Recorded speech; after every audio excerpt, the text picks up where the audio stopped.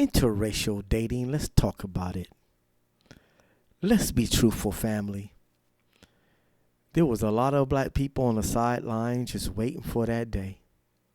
Waiting for that day where they can go and date master. They was waiting for that day. See, a lot of black people was laying in the cuts, harboring their feelings and their desire to go and get them a white person. See, they was harboring their feelings because they knew it wasn't popular in the black culture, right? Because we was like, hey, man, look at all the things they did to us. How dare you? How dare you go to the other side after all they done did to your ancestors, after they done hung and lynched them and drug them behind horses, castrated them and threw them in a lake full of alligators. How dare you? How dare you? See, a lot of us was hesitating. A lot of us was just saying, you know what? I can't do it. I can't stand the stares when I'm at the restaurant because I know my people going to be looking at me crazy. Oh, my people going to be looking at me crazy. I can't do it, girl. I can't go white. I can't go white. It ain't right. Because if I do, everybody going to be staring at me. Everybody going to be staring at me. See, a lot of y'all couldn't do it. But a lot of y'all was secretly waiting for them to open up the floodgates. See, white supremacy always knew what you wanted. They always knew your ultimate dream was to be with them. Your ultimate dream, because you was suffering from Stockholm syndrome, slavery, mental illness, victims.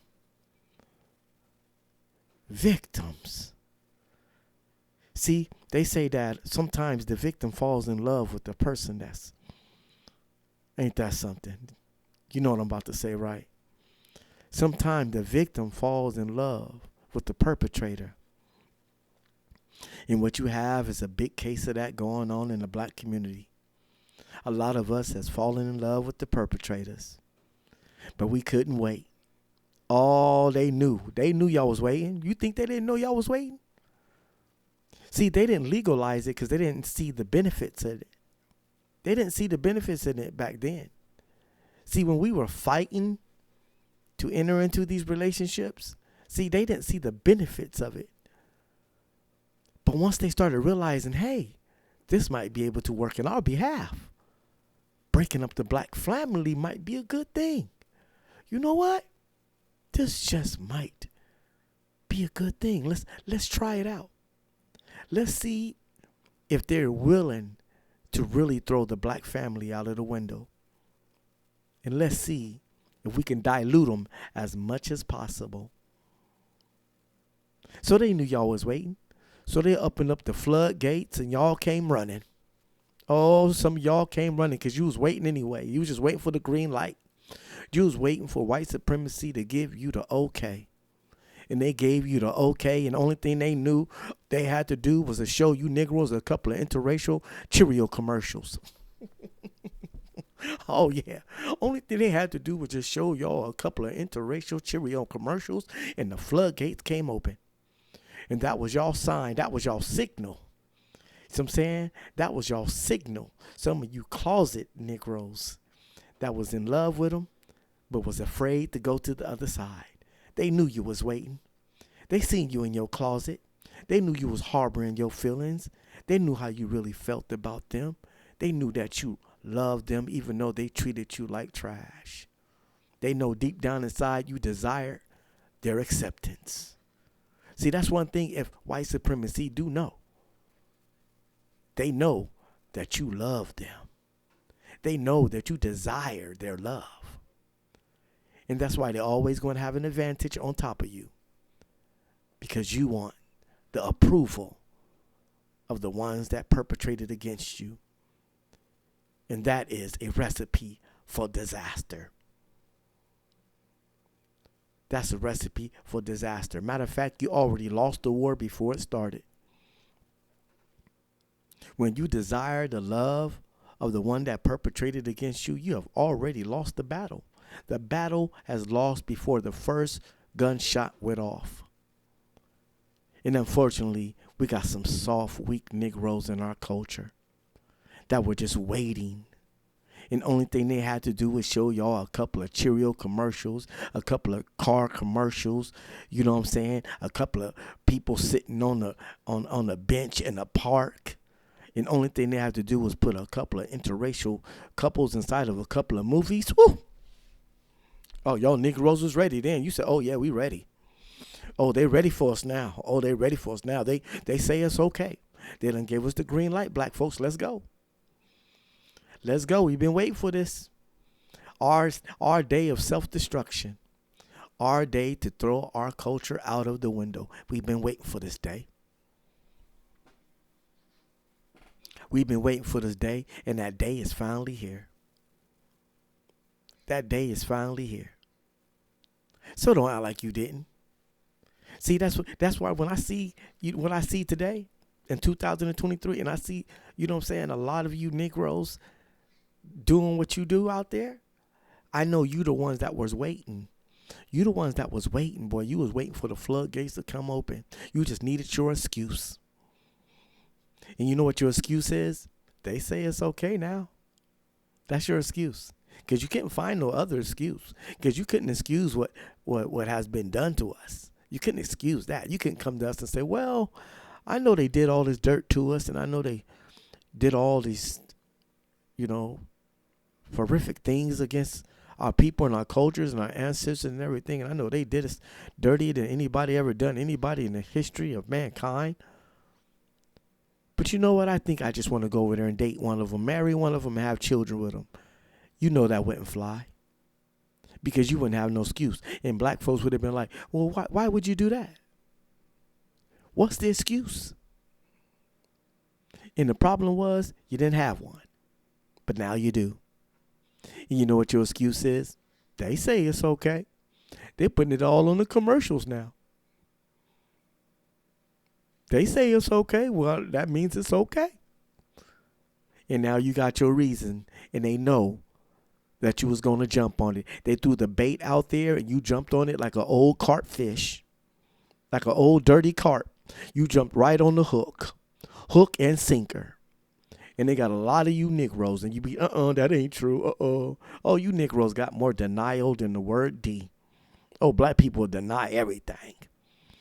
When you put the truth in front of them, oh, man, black people, boy, I tell you what. Black people will deny the sky being blue. They'll deny everything you tell them. And you got all of the evidence right in front of you. And they done completely sold out. But they'll tell you they didn't. They'll tell you it was because of love. It was because it's just a person I fell in love with. They'll make any other excuse under the sky. Just to do what they always been wanting to do. And the ones that stayed, you know what I'm saying? At least 85% of us are still here. You know why? Because we wasn't the ones that was waiting for them to open up the floodgates. We was the ones that looked at the hook come in the water and we said, no, we ain't biting on that one. We ain't biting on that hook. No, nope.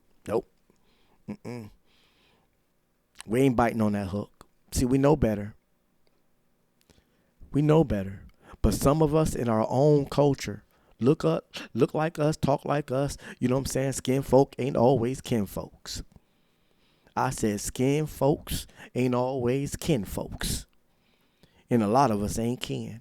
A lot of us wake up every morning wishing we can be another color. They would just, you know what I'm saying? You got some black people that wake up in the morning and say, one day I'm going to wake up and I'm not going to be black no more. Some black people run away from their blackness like they're trying to run away from their shadow.